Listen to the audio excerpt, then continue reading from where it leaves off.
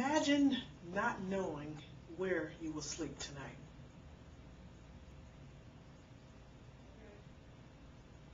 Now imagine finding a place to sleep and standing in line for hours to get into this place, only to find out when you get to the door that there's no room left and you'll have to stay the night outside in a tent in the freezing cold. Well, this happens more often than you think. Families and children are the fastest growing group of the homeless.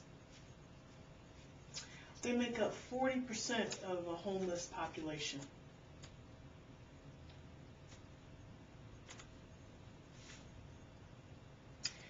They account for 40% of those who become homeless in a year. 35% of families that are homeless live in emergency or transitional shelters, and the remainder live in motels, cars, camps, or any other inadequate situation.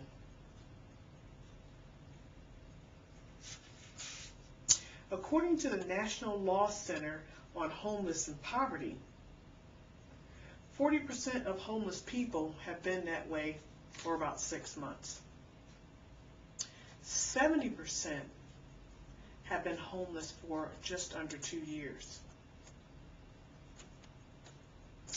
Now let's take a closer look at those numbers. On any given night, 744,000 people are homeless. 77,000 people are homeless on any given night. And as I said before, 40% are families.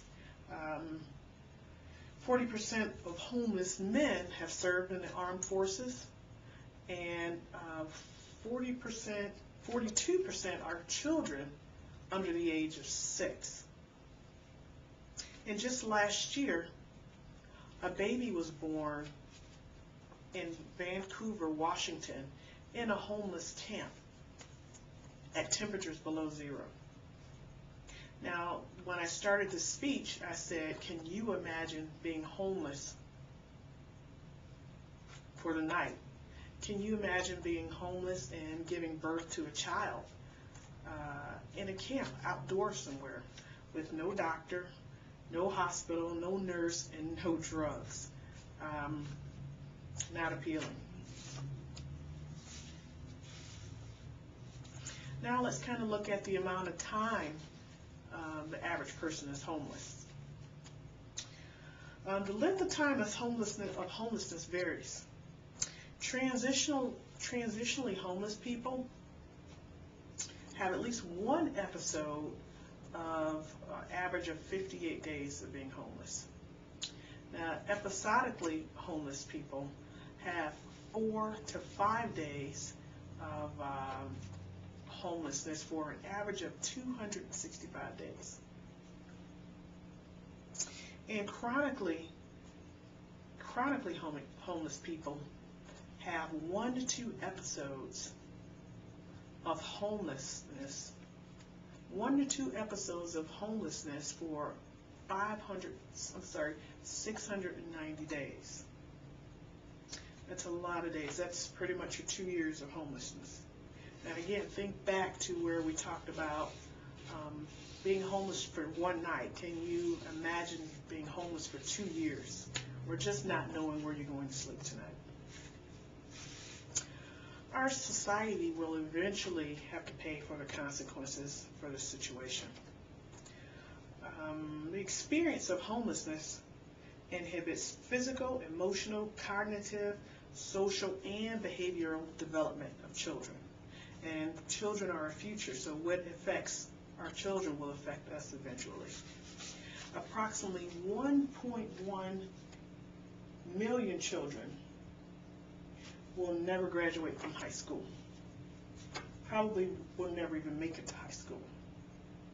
And with the growing number of recession, with the growing number of homeless families from recession, unemployment, eviction, foreclosures, these numbers will definitely accelerate. There are a couple of programs in place right now. One of the programs is the Homeless Prevention and Rapid Rehousing Program. Now, this is a federal program that has helped 600,000 Americans avoid homelessness so far. Another program is Funders Together.